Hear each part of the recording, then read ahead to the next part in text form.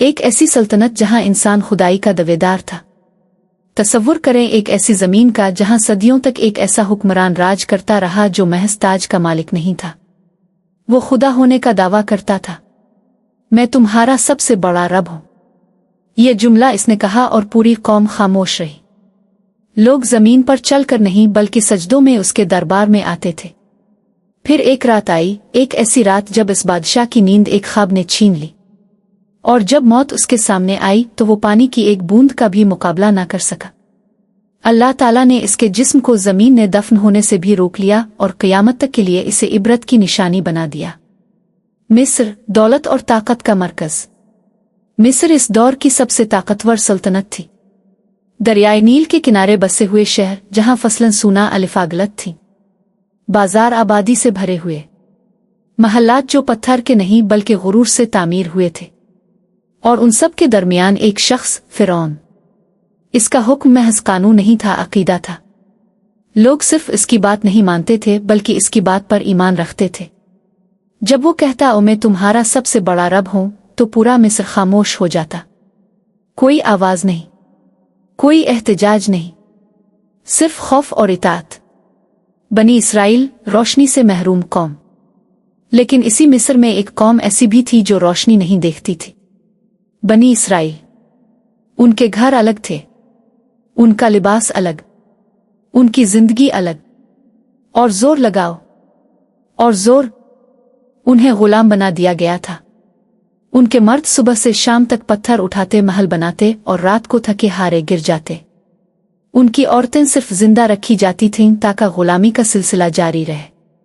فرعون نے جان بوجھ کر اس قوم کو کمزور رکھا، کیونکہ جو قوم کمزور ہو وہ کبھی تخت کو نہیں ہلا سکتی۔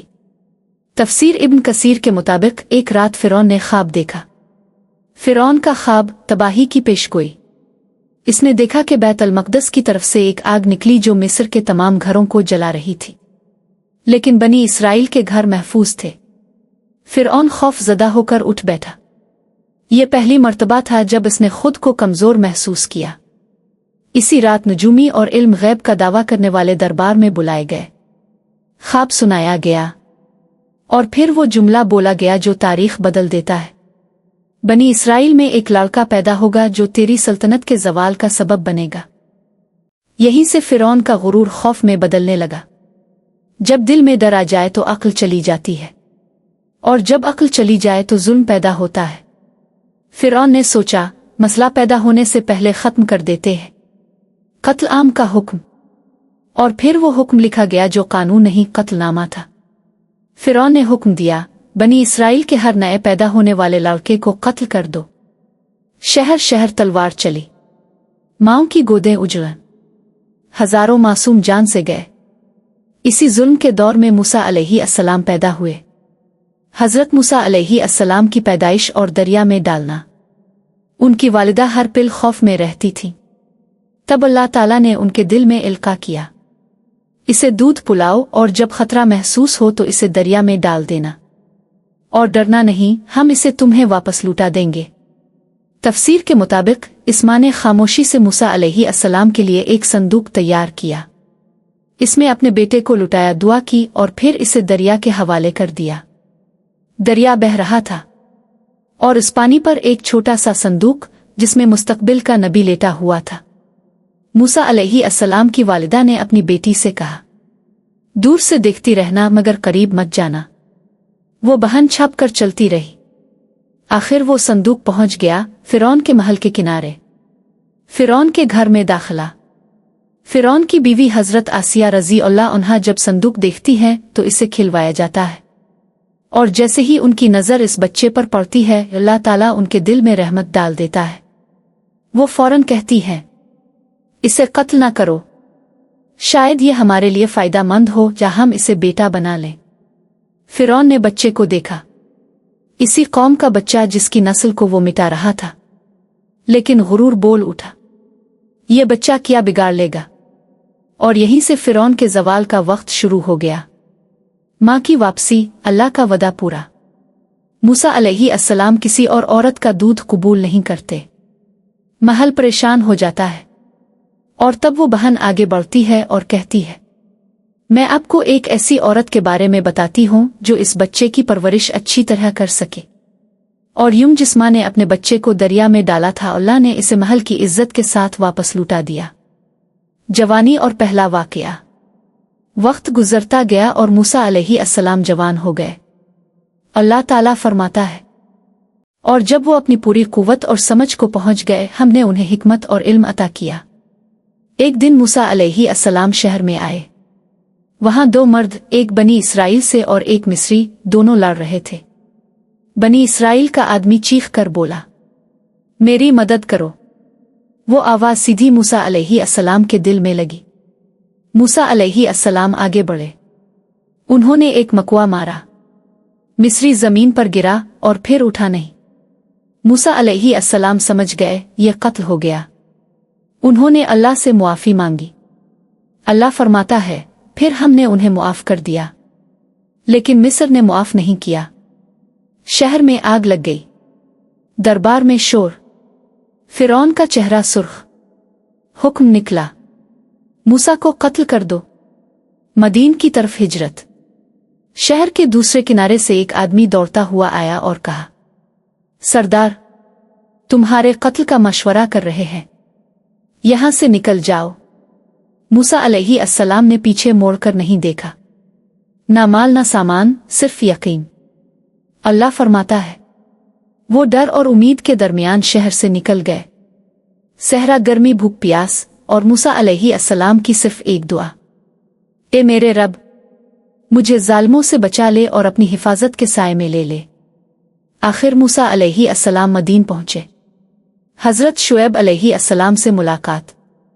शहर के बाहर एक कुनवा, जहां मर्द जानवरों को पानी पिला रहे थे, और दूर दो लड़कियां खामोशी से खड़ी थीं। मूसा अलैहिस्सलाम ने पूछा, अब दोनों कुनवे से पानी क्यों नहीं ले रहे? उन्होंने कहा, हम इंतजार करते हैं जब तक मर्द चले न जाएं, और हमारे वालिद बहुत बूढ़े हैं। मूसा अलैहिस्सलाम आगे बढ़े अकेले और उनके जानवरों को पानी पिला दिया। फिर एक दरख्त के साए में बैठकर कहा, ए मेरे रब, जो भी भलाई तो मुझ पर उतारे, में इसका मोहताज हूं। थोड़ी देर बाद एक लड़की उनके पास आई। मेरे वालिद आपको बिला रहे हैं ताकि आपका शुक्रिया अदा करें। वो बुजुर्ग हजरत शुएब अलैहिस्सलाम थे। निकाह और 10 साल की खिदमत। अक्सर मुफस्सिरीन के मुताबिक मूसा अलैहिस्सलाम ने अपना पूरा वाकया सुनाया। शुएब अलैहिस्सलाम ने कहा, डरो मत, अब तुम जालिमों से महफूज हो। शुएब अलैहिस्सलाम की बेटी ने कहा, अब्बा, उन्हें काम पर रख ले, ये ताकतवर भी हैं और अमानतदार भी। हजरत शुएब अलैहिस्सलाम ने कहा, मैं अपनी बेटी का निकाह तुमसे करना चाहता हूं, शर्त यह कि 8 साल हमारी खिदमत करो, और अगर 10 साल पूरे करो तो तुम्हारी मर्जी। मूसा अलैहिस्सलाम ने कबूल किया। ये 10 साल कोई आम साल नहीं थे। बकरियां चुराना, तन्हाई, सब्र, रहमत। मिस्र का शहजादा अब चरवाहा था और अल्लाह यहीं से नबी बनाता है। कौन तौर पर पहली वही। जब मुद्दत पूरी हुई, मूसा अलैहिस्सलाम अपनी बीवी के साथ मिस्र की तरफ रवाना हुए। रात का वक्त, सर्दी, सहरा, और फिर मूसा अलैहिस्सलाम ने दूर पहाड़ पर एक रोशनी देखी। उन्होंने अपनी बीवी से कहा, तुम यहीं रुको, मैं आग लाता हूं या कोई रास्ता पूछ कर आता हूं। लेकिन वो आग नहीं थी। जब मूसा अलैहिस्सलाम करीब गए, आवाज आई, ए मूसा। मूसा अलैहिस्सलाम का जिस्म कांप गया। मैं ही तेरा रब हूं। अपने जूते उतार दे, तो मुकद्दस वादी तो में है। मैंने तुझे चाना है। अल्लाह ने फरमाया, फिरौन के पास जाओ, वो सरकश हो चुका है। तुम्हारी लाठी एक निशानी है और हमने इसमें एक खास ताकत रखी है। मूसा अलैहिस्सलाम ने कहा, ए रब, मेरी जुबान में गिरा है, मेरे भाई हारून अलैहिस्सलाम को मेरा मददगार बना दे। अल्लाह ने फरमाया, तेरी दुआ कबूल की गई। फिरौन के दरबार में पहला मुकाबला। और फिर मूसा अलैहिस्सलाम अपने भाई हारून अलैहिस्सलाम के साथ फिरौन के महल में गए। फिरौन इसी वक्त अपनी तकब्बुर भरी मुस्कुराहट के साथ कहता है, तुम्हारा रब कौन है? मूसा अलैहि अस्सलाम ने जवाब दिया, मेरा रब वही है जो जिंदगी और मौत देता है। फिरौन ने गुस्से में कहा, तुम हमारे साथ खेल रहे हो, मुझे साबित करो। जादूगरों का मुकाबला और सजदा। मिस्र के सबसे बड़े जादूगर बुलाए गए। उन्होंने रस्सियां फेंके और लोगों को सांप लगने लगे। लोगों का दिल कांप गया, लेकिन मूसा अलैहि अस्सलाम ने सिर्फ लाठी उठाई और इसे जमीन पर रख दिया, और वो हकीकी अजदहा बन गई। इस अजदहे ने जादूगरों के नकली सांपों को निगल लिया। जादूगर चीख उठे, ये जादू नहीं, ये अल्लाह की कुदरत है। वो सब सजदे में गिर गए। फिरौन का गुरूर और गहरा हुआ। वो चीखा, ये सब झूठ है, मेरा रब सिर्फ मैं हूं। कुरान कहता है वो जुल्म में घिरा रहा और फिर अल्लाह के अजाब का इंतजार किया। मिस्र पर 9 अजाब। अल्लाह ने फिरौन और उसकी कौम को अजाब की पहली निशानी भेजी। एक खौफनाक तूफान। ये सिर्फ पानी की बुलंदी नहीं थी, ये पानी का नाकाबिले बर्दाश्त अजाब था जिसने उनकी फसलों को बर्बाद कर दिया। फिर टिड्डी दिल आया जिसने जमीन की हर हरी चीज को खा लिया। फिर जुएं लोगों के जिस्मों पर चिपक गईं। फिर मेंढक हर कोने से निकलने शुरू हुए। फिर पानी खून में तब्दील हो गया, मछलियां मर गईं, पानी गंदगी से भर गया। और फिरौन फिर कहता, ये सब मूसा का जादू है। कुरान में अल्लाह ने फिरौन पर भेजी गई निशानियों का जिक्र किया है, और उनमें सिर्फ अजाब नहीं बल्कि मूसा अलैहि अस्सलाम के मोजज़ात भी शामिल हैं। मिस्र से निकलने का हुक्म। फिर अल्लाह ने मूसा अलैहि अस्सलाम को कहा, रात के वक्त अपनी कौम को लेकर मिस्र से निकल जाओ। कौम ने खामोशी से अपने घर, अपनी जिंदगी छोड़ी और रास्ता पकड़ा। ना उनके पास ज्यादा सामान, ना कोई तलवार, सिर्फ अल्लाह की मदद का यकीन। जब सुबह हुई और फिरौन ने देखा कि लोग गायब हो गए हैं, इसका गुरूर फिर जिंदा हो गया। उन्हें हम वापस पकड़ कर लाएंगे और दिखाएंगे कि हम ही ताकतवर हैं।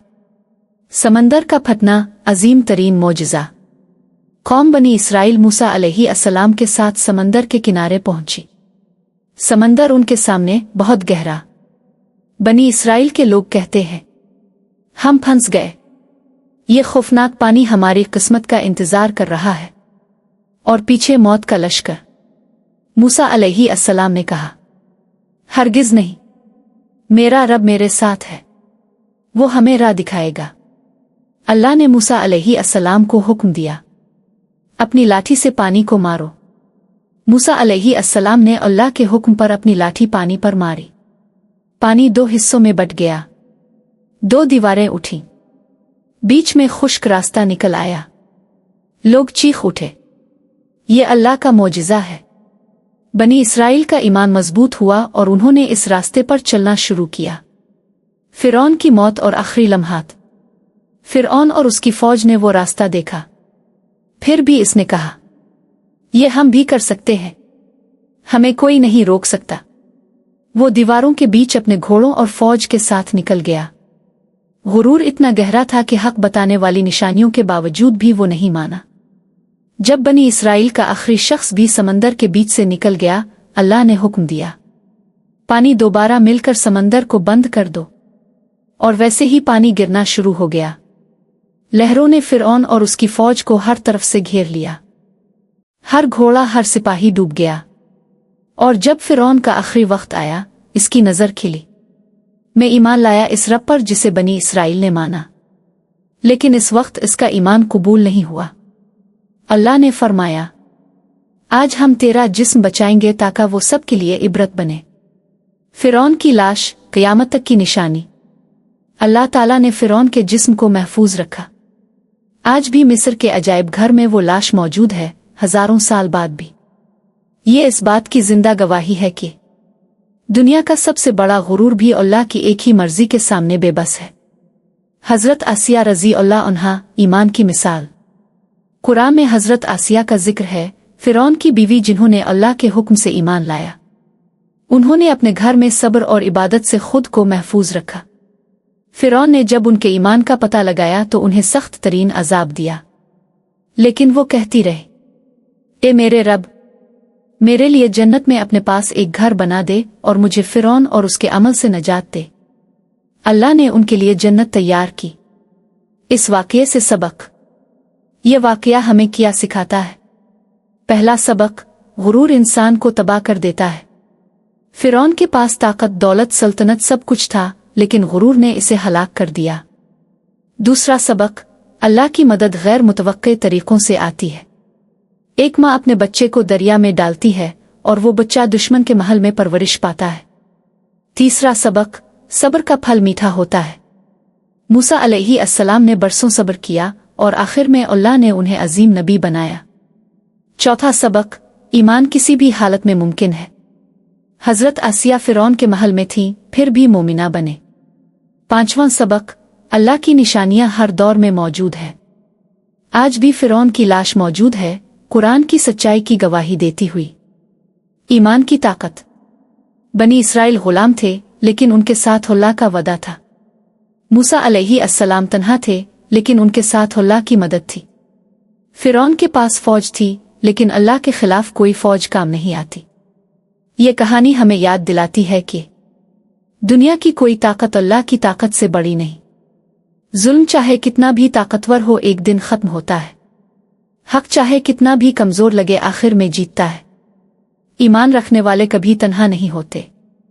आज के दौर में ये सबक। आज भी दुनिया में फिरौन जैसे लोग मौजूद हैं, जो ताकत के नशे में अल्लाह को भूल जाते हैं, जो कमजोरों पर जुल्म करते हैं, जो खुद को सबसे बड़ा समझते हैं। लेकिन याद रखें, हर फिरौन का एक मूसा होता है, हर जुल्म का एक अंजाम होता है, और हर ताकतवर को एक दिन अल्लाह के सामने जवाबदेह होना पड़ता है। इख्तिताम और दुआ। ये कहानी सिर्फ तारीख नहीं, ये जिंदगी का सबक है। ये हमें याद दिलाती है कि अल्लाह पर भरोसा रखें, गुरूर से बचें, जुल्म के खिलाफ आवाज उठाएं, सब्र करें, मदद जरूर आएगी। अगर ये वाकया आपको अच्छा लगा और आपको इससे सबक मिला तो वीडियो को लाइक करें, चैनल को सब्सक्राइब करें और कमेंट में ओ अल्लाह अकबर लिखना ना भूलें। और ये याद रखें, जो अल्लाह से डरता है, इसे दुनिया में किसी से डरने की जरूरत नहीं। और जो अल्लाह को भूल जाता है, वो फिरौन की तरह तबाह हो जाता है। ये कहानी कुरान मजीद, तफसीर इब्न कसीर और दीगर मुस्तनद इस्लामी ज़राए से ली गई है। अल्लाह ताला हम सब को इस कहानी से सबक हासिल करने की तौफीक दे, आमीन।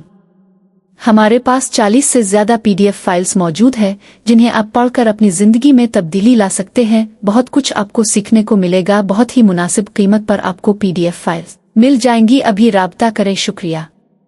सिर्फ 300 में।